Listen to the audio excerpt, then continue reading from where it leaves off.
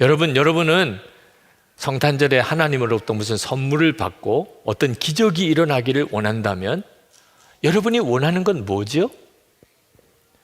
영혼이 죽었다가 다시 살아나는, 내 영이 잠들었다가 내 영이 눈이 뜨이는 것.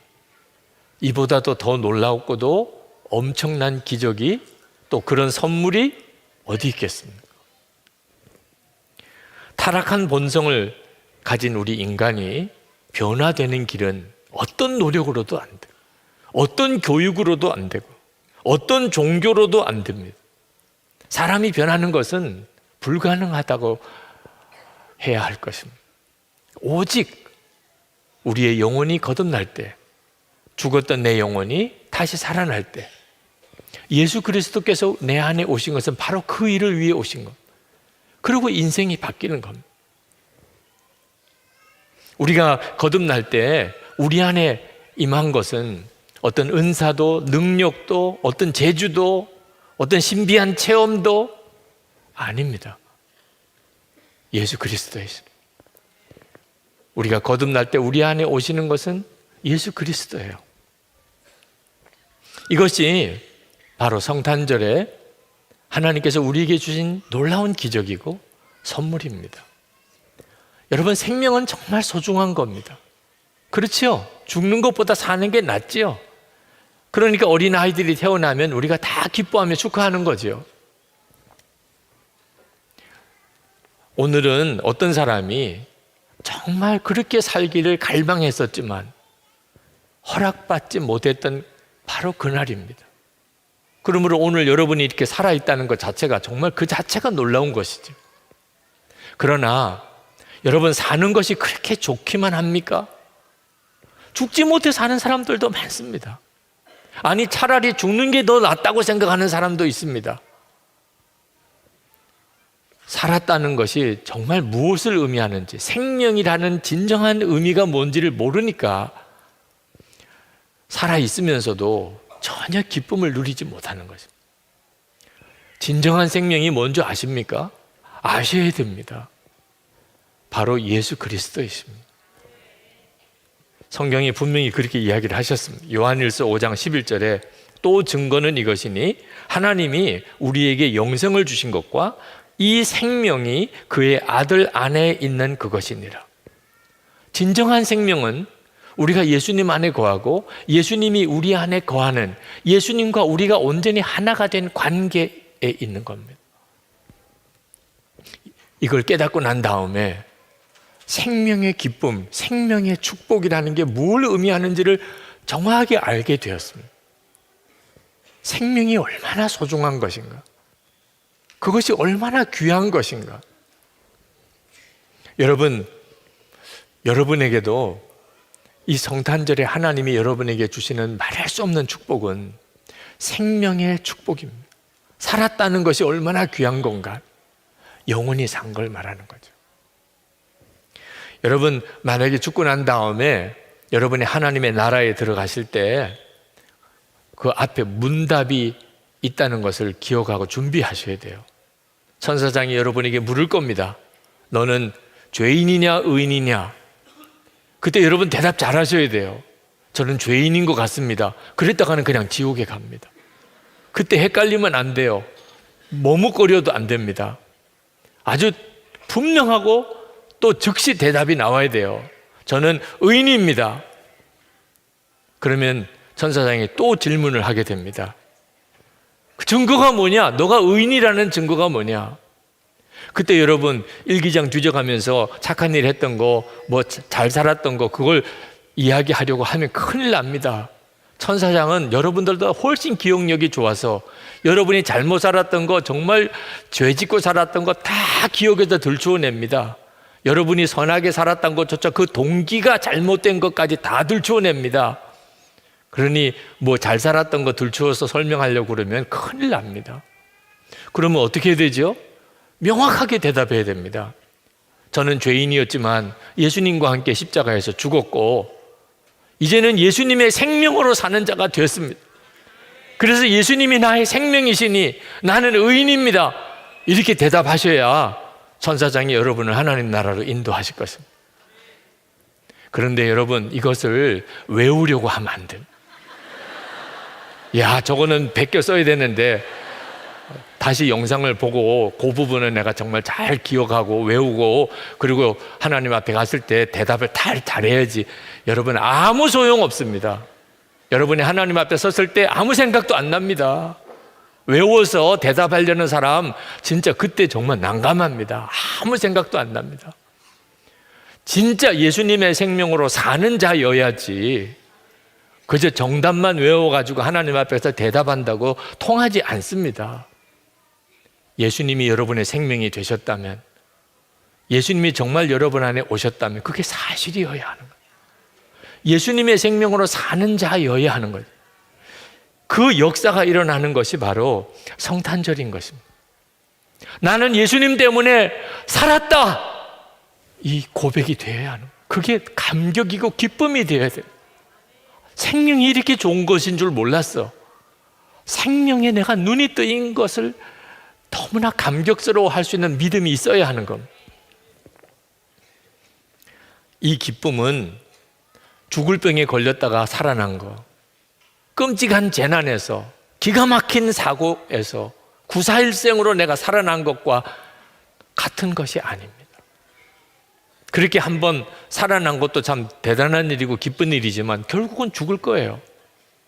여러분, 우리가 살아가는 우리 인생이 마지막에 죽는 것으로 끝나는 인생이라면, 그렇다면 그 살아있다는 게 또 무슨 기쁨이 되겠어요? 우리의 생명은 내가 심장이 뛰고 호흡을 하는 육신의 생명이 아닙니다. 예수님과의 관계예요. 생명이신 주님이 내 안에 계시고 내 생명이 되신 것. 그래서 날마다 주님과 교제하며 사는 것이, 그것이 생명의 기쁨입니다. 그래서 이 생명의 기쁨은 내가 죽어도 영원히 계속되는 거예요. 예수님께서 나사로가 죽었을 때 나는 부활이요 생명이니 나를 믿는 자는 죽어도 살겠고 무릇 살아서 나를 믿는 자는 영원히 죽지 아니하리니 이것을 내가 믿느냐? 라고 말씀하셨어요. 살아서 나를 믿는 자는 영원히 죽지 아니하리니. 여러분, 이 사실이 믿어집니까? 예수 잘 믿고도 죽은 사람이 한두 사람이 아니잖아요. 어떻게 살아서 믿으면 영원히 죽지 않는다고 말씀하십니까? 여기서 말하는 이 생명은 예수님과의 관계를 말하는 거예요. 생명이신 주님과의 관계는 내가 육신의 생명이 죽었다고 끝나는 게 아니라는 겁니다. 예수님을 믿지 않고 사는 사람들, 육신은 살아있지만 그는 진정한 생명으로 사는 것이 아니기 때문에 살아도 답답하고 괴롭고 짜증나고 죽고 싶고 그렇게 사는 거예요. 진짜 생명으로 사는 게 아니기 때문에 그렇습니다. 여러분, 우리가 세상을 사랑하면 안 됩니다. 세상은 정말 악한 곳입니다. 그렇다고 그래서 세상은 죄악의 소굴이니까 나는 이제 더 이상 세상과는 상관없이 천국만 바라보고 살 거야. 이것도 성경적인 믿음이 아닙니다. 하나님은 세상을 사랑하셔서 독생자를 보내주셨습니다. 예수님께서는 이 세상, 악한 세상을 구원하기 위해서 하늘 보좌를 버리고 이 땅에 오셨어요. 하나님의 나라는 예수 그리스도가 오심으로 이미 이 땅에 임했습니다. 그리고 점점 하나님의 나라가 이루어져 가고 우리 주님이 재림에 오실 때 완전히 이 땅에 임하게 됩니다. 예수님께서 그래서 기도하라고 하실 때 뜻이 하늘에서 이루어진 것 같이 땅에서도 이루어지이다라고 기도하라고 그랬습니다. 이 세상은 참으로 악하지만 우리는 이 세상에 살아야 되고 이 세상은 우리의 사명지입니다. 그러면 악한 세상에서 우리가 어떻게 견뎌낼 수 있습니까? 예수님의 생명으로 살아야 하는 것입니다. 예수님과 생명이신 주님과 동행하며 사는, 주님은 내 안에, 나는 주님 안에 거하는 생명의 관계 속에 살 때 우리가 비록 악한 세상에 살지만 우리가 악해지지 않는 것입니다. 여러분, 그러므로 절대로 예수님을 믿되 예수 믿는 척 쇼하면 안 됩니다. 진짜 예수님을 믿는, 생명의 주님으로 예수님을 믿는 사람과 예수 믿는 척 쇼하는 것은 완전히 다른 겁니다. 여러분이 예수를 믿는 척 쇼하는지 아닌지는 여러분의 배우자가 압니다. 속일 수가 없습니다. 여러분의 부모가 알고 여러분의 자녀들이 압니다. 진짜 예수님의 생명으로 사는 사람인지 아닌지. 여러분의 친구들도 다 압니다. 그래서 24시간 주님을 바라보자는 거예요. 그것이 바로 예수님의 생명으로 사는 것이니까. 예수님의 생명으로 살 때는 어떤 환경과 처지에 만나더라도 그는 기쁘고 행복합니다. 단순히 죽지 않아서 기쁜 게 아닙니다. 힘든 일이 없어서 행복한 게 아닙니다. 비록 힘들고 어려운 일이 실제로 있지만 예수님과 함께 그 일을 해결해 나가는 것이니까. 예수님이 앞장서시고 나는 그 주님을 따라가는 것이니까 힘들고 어려운 형편 속에서도 기쁜 것입니다. 아침에 눈을 뜰 때 오늘도 생명을 주신 하나님께 감사하게 되는 것입니다. 그리고 기대하게 되는 겁니다. 주님은 도대체 어떤 일을 이루실까? 주님은 어떻게 이 문제를 풀어가실까? 마음의 기대가 되는 것입니다. 이것이 생명의 축복인 것입니다. 신학대학원 제자훈련 수료식 때 한 전도사님이 이렇게 간증하셨습니다. 저는 예수님을 통해 새 생명을 얻었다는 말을 듣고 그래 예수님처럼 살아야지 라는 생각은 했지만 새 생명이 예수님의 생명으로 사는 것임을 이해하지도 깨닫지도 못했습니다. 그러나 예수님의 사람 제자훈련을 통하여 나는 죽고 예수로 사는 복음을 듣고 예수님의 생명으로 살게 되었습니다. 너무나 기쁘고 행복합니다. 그래서 더욱 주님을 바라보게 됩니다. 누군가 제게 당신의 매력은 무엇입니까? 라고 묻는다면 저는 제 안에 계신 예수님입니다 라고 자랑스럽게 대답합니다. 여러분, 여러분의 매력은 무엇입니까? 내 안에 계신 예수님입니다. 아멘. 네. 그렇게 대답할 수 있는 것. 나의 매력은 내 안에 계신 예수님이십니다. 왜? 예수님이 내 생명이시니까.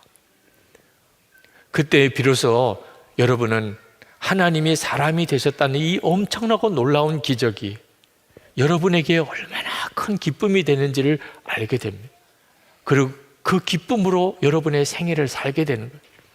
그리고 여러분의 삶 속에 계속해서 이 성탄의 기적이 일상 속에서 계속 일어나게 되는 것입니다. 이번 성탄절에 여러분에게 이 생명의 기적이 일어나는 은혜가 충만하시기를 축복합니다. 오늘 우리는 주님 앞에서 이 질문을 던지셔야 됩니다. 하나님이신 주님이 말구유에서 시작을 하셨고 십자가로 마무리하셨다면 주님을 쫓는 내 인생길도 하나님 겸손한 말구유에서 시작하고 십자가를 향해 나아가는 그 인생이 되기를 원합니다. 나는 그 길을 잘 가고 있습니까? 그렇게 질문하는 성탄절이 되시기를 바랍니다. 그런가 하면은 두 번째로 던져야 되는 질문이 있는데요. 그 1번의 삶을 잘 살아내기 위하여, 이 삶을 잘 살아내기 위해서 그리스도의 임재를 경험하는 삶을 추구하고 있는가? 고린도후서 13장 5절을 보니까요, 너희는 믿음 안에 있는가? 너희 자신을 시험하고 너희 자신을 확정하라. 예수 그리스도께서 너희 안에 계신 줄을 너희가 스스로 알지 못하느냐? 예수 그리스도께서 너희 안에 계신 줄을 너희가 스스로 알지 못하느냐? 그렇지 않으면 너희는 버림받은 자니라. 우리는요, 눈에 보이는 저 목사하고 눈에 보이는 집사님하고 눈에 보이는 성도님이 눈에 보이는 행사하고 이렇게 끝나는 공동체가 아닙니다. 우리 내면에 그리스도 예수께서 계신다. 땅 끝까지 내가 항상 너희와 함께 하시겠다는 그 주님이 내 안에 임재하고 계신다. 나는 그 주님의 영향을 받고 산다. 나는 그분이 지도 아래 놓여 있다. 항상 이걸 생각해야 됩니다. 교회는 인간들만의 모임이 아니에요. 늘 제가 마음이 아픈 게요, 우리 다음 세대가 여러분 이 입시라고 하는 가장 무서운, 저는 이 마귀의 도구라고 생각합니다. 가장 중요할 때 하나님의 임재를 경험하지를 못했잖아요. 모태신앙이라서 교회는 다니는데 행사는 하는데 하나님의 임재가 뭔지를 모릅니다. 그리고 하나님의 임재를 갈망해야 되는 것도 몰라요. 분당 우리 교회 우리 기성세대부터가 정말 하나님의 임재를 갈망하기 원합니다. 여기 보니까요, 너희는 믿음 안에 있는가 너희 자신을 시험하고 너희 자신을 확정하라. 뭘 이야기합니까? 매일같이 자기를 점검해야 돼요. 나는 주님과 동행하는 삶을 살고 있는가? 지금 한국 사회에, 한국 교회에 되어지는 일들을 보면은 하나님의 임재가 느껴지지가 않습니다. 예수 믿는 분들도 보면은 자기 주장은 엄청 많고 자기 주장과 조금만 다르면은 그냥 막 목 날리듯 쳐버리고 그렇게 하는데 그 안에 하나님의 임재가 느껴지지 않아요. 용서가 없는데, 사랑이 없는데 그게 무슨 신앙생활입니까? 하나님의 임재를 갈망하셔야 돼요. 왜? 우리는요, 내 본능은요, 마구간으로부터 시작하는 걸 허락하지 않습니다. 내 본능은 희생하고 손해보고 십자가를 향해 나아가는 거 절대로 용납하지 않습니다. 집에 가셔서 로마서 7장 읽어보십시오. 오죽하면은 사도 바울이 그런 탄식을 했겠냐고요. 진짜 죽고 싶다. 누가 뭐 나를 괴롭힌다, 누가 너를 괴롭힌다 그러지만 누가 여러분 괴롭힌 게 아니고 나 괴롭히는 건 이 안에 있습니다. 이번 성탄절날 저는 백화점을 이렇게 지나다닐 때마다 성탄절날 제일 화려한 데가 백화점이에요. 그 우리 여기 저 교회 지나가다가 보면 저 백화점도요, 막 얼마나 추리를 어마어마하게 만들어 놨는지 막 대단한데 거기를 지나갈 때마다 느끼는 느낌이 뭔지 아세요? 여기에는 생명력이 느껴지지 않아요. 전혀 생명력이 없습니다. 그래서 물건도 팔려고 그렇게 화려하게 지었을 뿐입니다. 교회가 백화점하고 같아서 되겠습니까? 크리스마스에 우리는 생명력을 느껴야 돼요. 하나님의 임재를 갈망해야 됩니다. 그냥 내 멋대로 사는 인생이 아니고 하나님의 통제를 받는 인생, 그리고 하나님의 지시 아래에 놓여 있는 인생. 그래서 저는 요한 1서 3장 24절 그의 계명을 지키는 자는 주 안에 거하고 주는 그의 안에 거하시나니 우리에게 주신 성령으로 말미암아 그가 우리 안에 거하시는 줄을 우리가 아느니라. 늘 내주하시는 성령님에게 우리는 사모해야 됩니다. 성령님, 주님의 임재를 갈망합니다. 우리를 십자가 앞으로 인도하여 주시기를 원합니다. 늘 주님은 우리를 지도하시는 분이기 때문이에요. 어제도 제가 그걸 경험했는데요. 어제 오후에 이제 한창 이제 설교를 다듬고 막 연말에 이제 미팅이 많고 한데 성도님 한 분이 연락을 해온 거예요. 제가 예전부터 잘 아는 그런 후배이기도 한데요. 참 너무 마음이 아파요. 이 여집사님은 올해 처음에 입안에 무슨 그 염증으로 시작했는데 이게 아물지를 않더니 이 원인을 모르는 거예요. 계속 이제 입안이 헐어 있고 이러면서 점점 이제 면역이 떨어져 가지고요, 근무력증 비슷하게 몸에 힘이 하나도 없고 예배 한번 드리고 나면은 막 굉장히 애를 많이 써야 됩니다.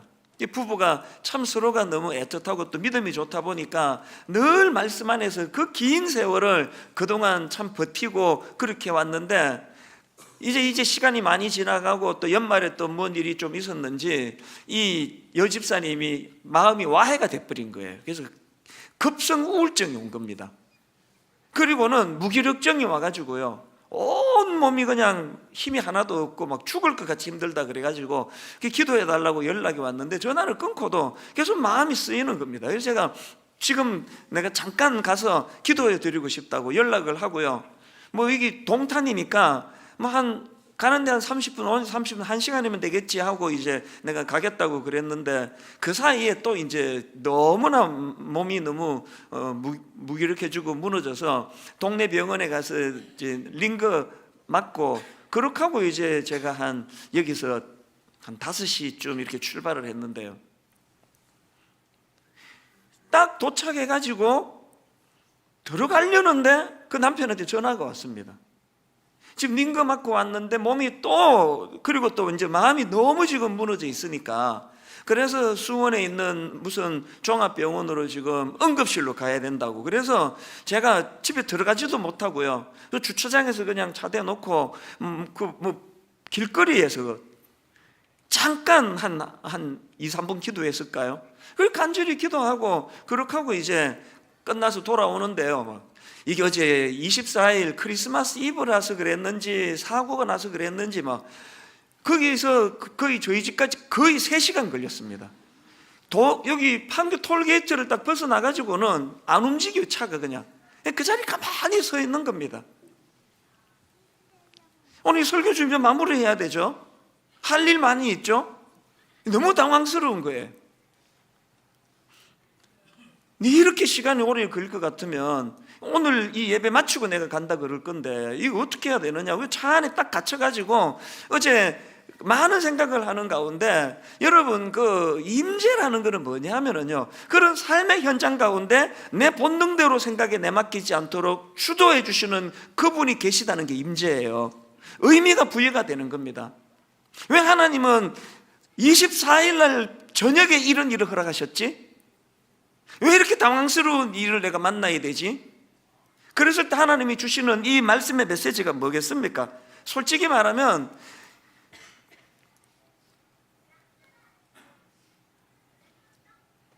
주님께서 어제 제게 주신 메시지는 이겁니다. 교회는 효율을 따지는 것이 아니라고. 이 한 영혼이 네가 가서 손 한번 잡아주고 기도해 주는 그 일로 이 한 영혼이 치유를 경험하고 회복을 경험한다면 그 한 명의 무게가 오늘 예배 1부, 2부, 3부, 주일날 4부, 5부 그 모든 분들의 무게랑 똑같은 거라는 거예요. 이게 교회라는 거예요. 그렇기 때문에 이것 때문에 후회하거나 딴 생각을 갖거나 화가 나거나 그런 게 들어올 여지가 없는 거예요.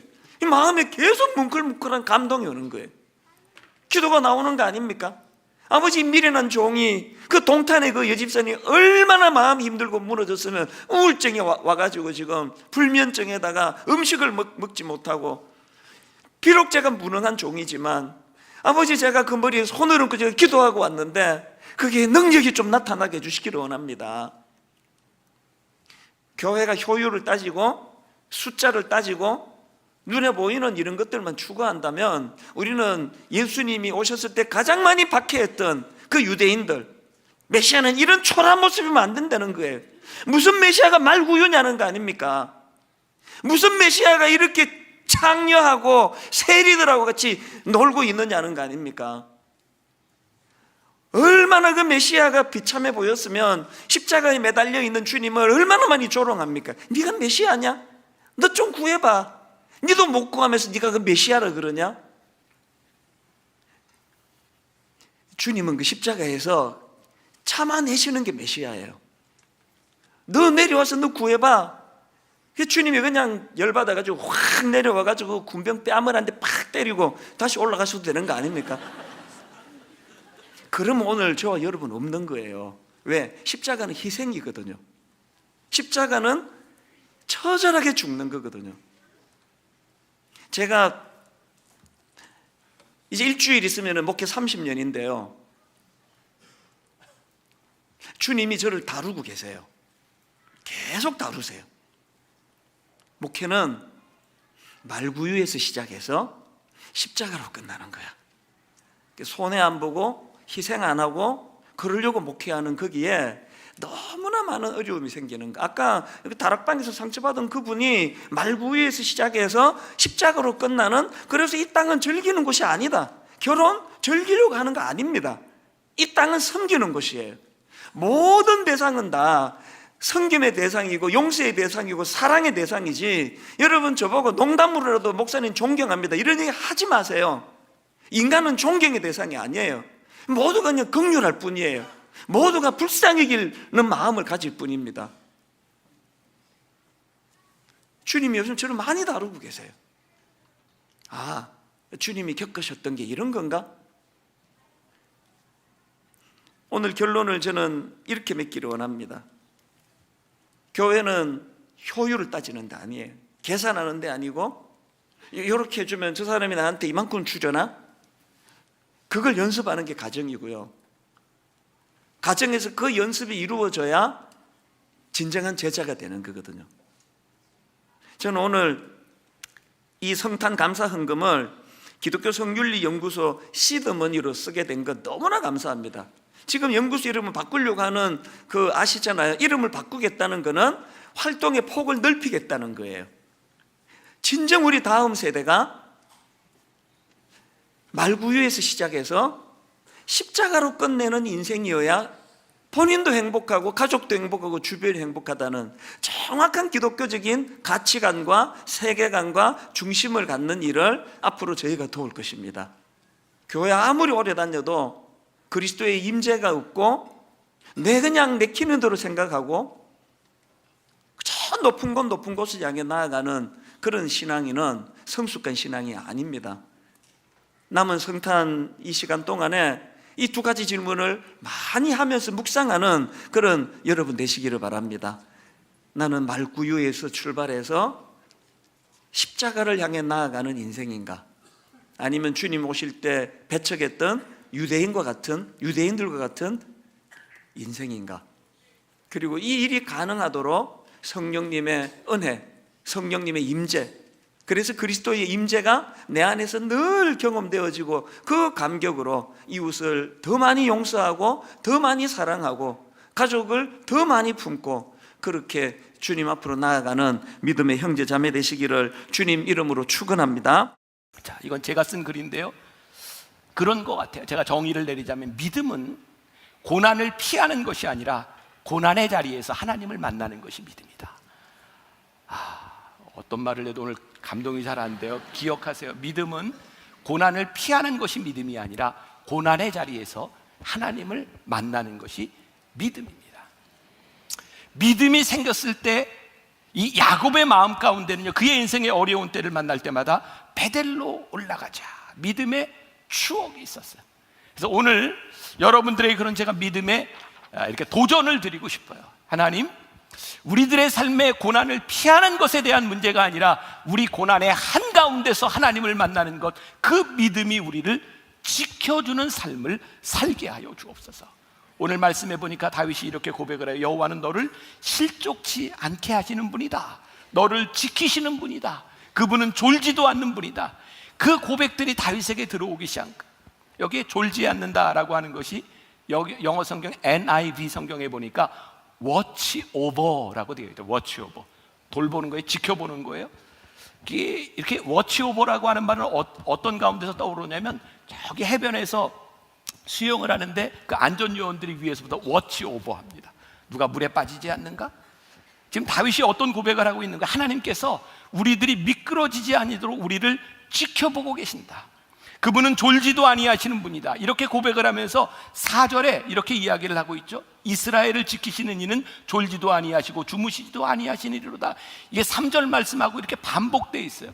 우리말에는 잘 나타나 있지 않는데요, 영어 성경에 보면 4절이 이렇게 시작합니다. Indeed.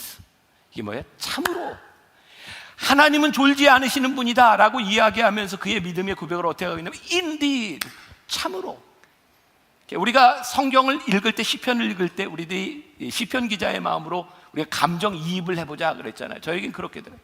다윗이 이 말씀을 고백했을 때 물음을 탁 쳤을 거예요. Indeed. 이거 아마 히브리어로 했을 텐데, 참으로. 하나님은 졸지도 아니하시는 분, 참으로 우리를 지키시는 분이구나.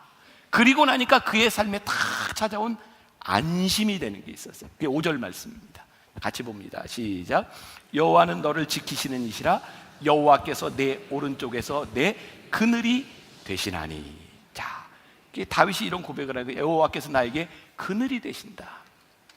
이건 그 유대에 가서 광야를 걸어본 분만이 이 말이 확 들어와요. 그늘이 된다고 하는 게요, 그 유대 광야 굉장히 여름에 더운 날이거든요. 정말 그늘에만 들어가면 살만합니다.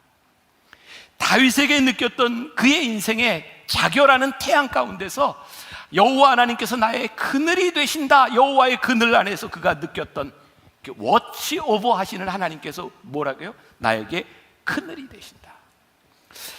저에게 오늘 떠올랐던 단어가 하나 있었어요. 동행이라는 말이었어요. 하나님께서 다윗에게 그리고 야곱에게 그늘이 되어주시기 위해서 하나님은 그의 여정에 함께 하셨구나. 생각해 보세요. 그늘이 되려면 그가 어디에 있든지 같이 가야 그늘이 될 수 있는 것 아닌가요? 그 최효선 목사님이라고 하는 분이 쓴 책 가운데 시속 3마일의 하나님이라는 책이 있습니다. 제가 한 20여 년 전에 읽었던 책인데요, 그 제목이 아직도 제 머릿속에 생생합니다. 그 책이 무슨 내용이었냐면, 이스라엘 백성들이 출애굽하는 동안 하나님은 시속 3마일의 속도로 그들과 동행하셨다는 거예요. 그들에게 그늘이 되어주시기 위해서 그들과 동행하셨던 하나님은 하나님의 속도가 아니라 시속 3마일로 가셨다는 거예요. 동행이라고 하는 말을 할 때 저희가 생각났던 이야기가 하나 있었습니다. 우리 교회가 열심히 같이 하고 있는 것이 월드 휴먼 브릿지라고 하는 NGO 단체죠.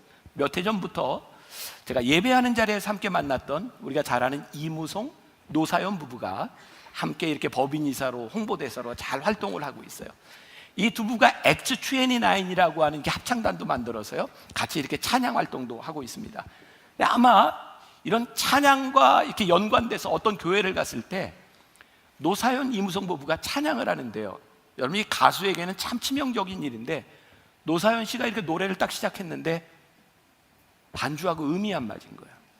그러니까 사람들이 저 유명한 가수가 어떻게 저럴 수 있나. 여러분 아시는지 모르지만 노사연 씨가 귀가 잘 안 들립니다.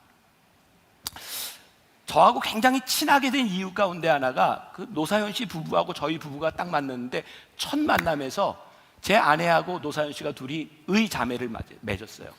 그 의자매의 이름은 보자자매입니다. 뭐냐면 보청기 자매. 제 아내도 보청기를 냈고 노사연 씨도 보청기를 냈는데 보청기 얘기하다 마음이 통했어요. 왜? 얼마나 힘든지 아니까. 에피소드가 참 많아요. 저희 딸내미 결혼식 때 그 노사연 씨가 와서, 그리고 저희 딸내미 때 결혼식 때 사실 결혼식이 참 기쁜 날인데 이렇게 기뻐서 많이들 울었거든요. 저희 식구도 눈이 퉁퉁 부었고 그 노사연 씨도 눈이 이렇게 퉁퉁 부었어요. 근데 제 아내하고 아마 그 결혼식을 끝나고 만났던 모양이에요. 만났는데 제 아내가 이렇게 얘기를 했답니다. 노사연 씨가 나이가 많거든요. 울었니? 근데 노사연 씨가 네, 그러면서 속으로 사모님이 왜 반말이지? 이렇게 생각을 했었대요. 근데 그게 사실은 울언니가 아니라 그 노사연 씨를 바라보면서 울언니 하고 이렇게 안았던 건데요, 보청기 사람한테 울언니? 그렇게 들려서 네? 이런 에피소드가 굉장히 많아요. 귀가 잘 안 들리는 거예요. 그런데 그 교회에서 찬양을 하는데 음이 틀리니까 얼마나 당황스러워요. 근데 그때 이무송 씨가 노사연 씨 옆으로 가더니 귀에다가 큰 소리로 음을 잡아준 거예요. 그때부터 제대로 노래를 부르기 시작해요. 두 사람을 만나서 이렇게 얘기를 들어보면 야, 저렇게 살까 싶을 정도로 맨날 싸워요. 그런데 요즘 잘 삽니다. 그리고 이런 이야기를 합니다. 우리 마음에 들어서 사는 것이 아니라 더 이상 살지 말까라는 생각이 들 때도 있는데 우리는 함께 이 길을 가는, 동행하는 사람입니다 라는 이야기를. 자, 오늘 말씀과 적용해 봅니다. 하나님이 우리와 동행하신다고 하는 것은 어떤 의미냐면 하나님이 우리의 마음에 다 든다, 이런 의미가 아닙니다.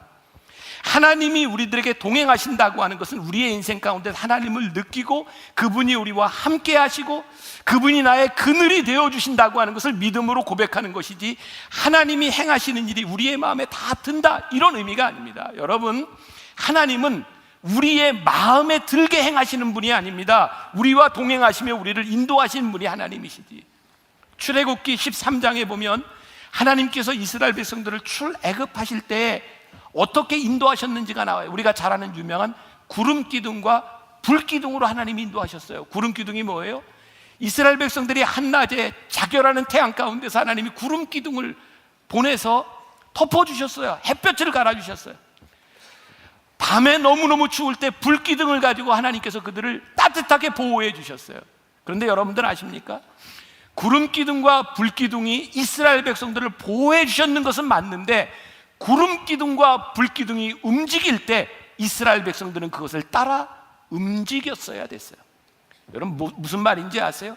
하나님이 우리를 지켜주신다고 하는 것은 두 가지 측면이 있는데, 하나는 우리에게 그늘이 되어주시고 불기둥이 되어주시지만 그 그늘에 머물러 있는 것이 아니라 그 그늘이 움직일 때 우리들이 따라 움직여야 되는 것이 믿음인 거예요. 다윗이 하나님을 향하여 나의 그늘이 되어주십니다 라고 하는 말은 하나님이 늘 그늘이 되어주시니 나는 이렇게 수동적으로 살겠습니다 라고 하는 것이 아니라 그늘이 되어주신 하나님과 내 인생을 동행하겠습니다.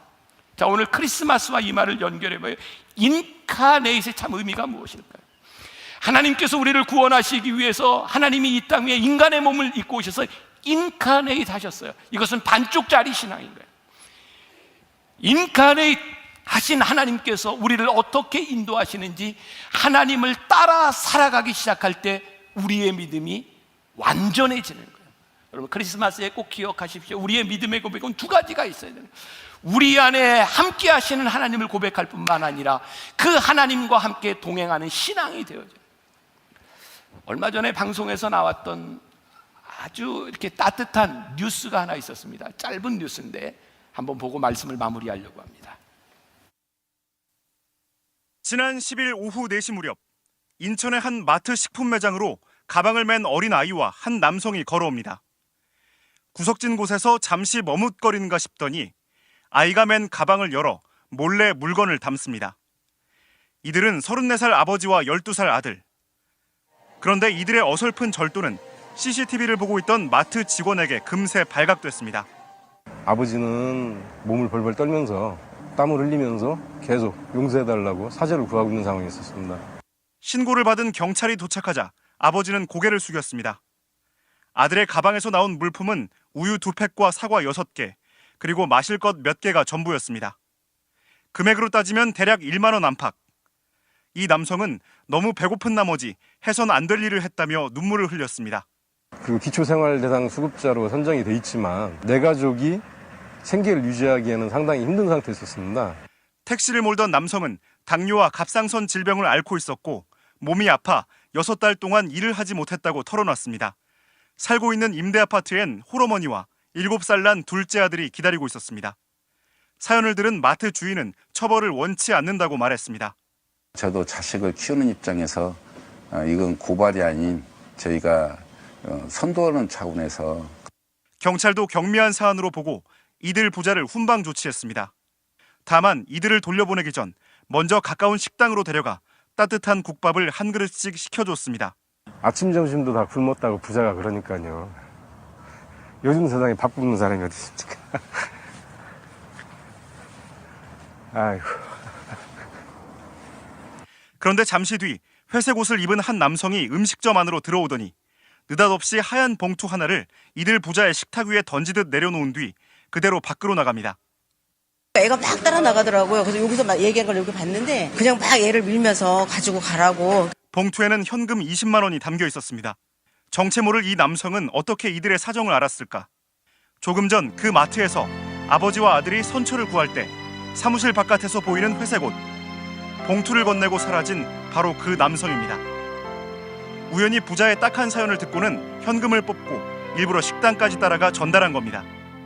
두 부자한테 큰 용기가 됐을 거라 생각합니다. 아직 사회가 메마르지 않았고 열심히 살려고 노력만 한다면 가장 고마운 분이시죠. 경찰이 감사장을 전달하려고 이 회색 옷의 중년 남성을 수소문했지만 끝내 찾진 못했습니다. 경찰은 행정복지센터를 통해 아버지의 일자리를 알선하고 아들에게는 무료 급식 카드를 받을 수 있도록 도왔습니다. 또 마트 주인은 이들 부자에게 쌀과 생필품을 지원하겠다는 뜻을 전했습니다. 말씀을 준비하는 이번 주에 저 영상을 잠깐 보게 되었고 오늘 여러분들과 함께 나누어야 되겠다는 생각을 했어요. 오늘 예배드리는 우리들의 모습을 바라보면서 야, 내가 참 좋다, 하나님이 이렇게 말씀하실까? 아니면 저 사람들의 모습을 바라보며 내 마음이 참 좋다, 말씀하실까? 누군가의 잘못에 대해서 지적을 하고 그 잘못이 얼마나 무거운 것인가 죄를 이야기하는 것은 훨씬 쉽습니다. 근데 그들과 함께하는 것은 그렇게 쉬운 일이 아닙니다. 저는 인카네이트를 생각했어요. 하나님의 말씀이 우리 가운데 오셔서 우리들이 인카네이트 한다고 하는 것은 하나님의 마음이 있는 곳에 우리의 마음이 가는 것이 아닐까. 눈을 들어 산을 보니 나의 도움이 어디에서 올고, 하나님에게서부터 그 도움이 오는 것이구나, 하나님이 나의 그늘이 되어주셨구나. 이 반쪽짜리 신앙에서 머무는 것이 아니라 이제 그늘이 되어주신 하나님을 내가 믿음으로 고백하고 나니 그분이 움직이는 자리에 내가 함께하며 그 그늘 되는 곳에 내가 동행하는 삶을 살아가겠다. 그러니까 인카네이트, 크리스마스의 가장 중요한 의미가 아닐까라는 생각을 했어요. 이사야 55장 9절에 보면 유명한 말씀이 있습니다. 이는 하늘이 땅보다 높음 같이 내 길은 너희의 길보다 높으며 내 생각은 너희의 생각보다 높음이니라. 우리는 신앙생활을 하면서 우리의 생각을 버리지 못할 때가 참 많아요. 하나님의 말씀을 알기는 하는데 그 말씀대로 살아갈 용기가 없을 때도 참 많아요. 그런데 오늘 이 다윗이 고백했던 것처럼 내가 눈을 들어 산을 보니 이 도움이 어디에서 올고, 천지를 지으신 여호와에게서 이 도움이 오는 것이구나. 하나님 믿고 우리들이 따라가기 시작할 때 우리는 용기 있게 할 수 있는 일들이 참 많을 것 같아요. 우리의 인생의 불안함은 보지 못해서가 아니라 보아야 할 것을 보지 못하는 것 때문에 우리들은 불행한 것이 아닐까. 제가 지난주에도 여행에 대한 이야기를 했는데, 여러분 여행 가면 가이드들이 이렇게 깃발을 들고 가죠. 깃발은 되게 원색입니다. 왜일까요? 잘 보이도록. 우리들이 하나님을 잘 보고 따라가는 것, 하나님은 이런 분이시구나. 우리들이 하나님을 찬양할 때 거기에 우리들이 평안을 느끼게 되고, 우리들이 하나님을 찬양할 때 거기에 감사가 있고, 하나님을 찬양하며 우리는 하나님의 길을 가게 되어 있고, 하나님을 찬양하는 사람들의 삶에는 간증이 있어요. 그 신앙은 살아있는 거예요. 하나님의 말씀이 우리 가운데 인카네이트해서 그분과 함께, 우리와 함께 하시는 임마누엘 하나님과 우리들이 동행하기 시작할 때 그 신앙은 생생하게 살아서 우리들의 삶에 간증을 만들어주는 거예요. 우리가 하나님을 믿는다고 하면서 우리들의 삶에 간증이 없고 생생한 믿음의 흔적들이 없다면 그 믿음은 화석화되어 버린 거예요. 말씀이 그냥 객관화되어 버렸어요. 아니요, 말씀은 우리들의 삶에서 역사할 수 있도록 우리 안에서 주관화되어야 돼요. 그 말씀이 나에게서 역사할 수 있어야 돼요. 이번 크리스마스에 우리 가운데 오신 예수님, 그것을 기뻐하는 것으로 끝나는 것이 아니라 그분과 함께 동행하는 삶이 어떤 것인지를 우리들이 생각하면서 오늘 크리스마스를 가장 의미 있게 보낼 수 있는 여러분들이 되시기를 주님의 이름으로 간절히 찬양합니다.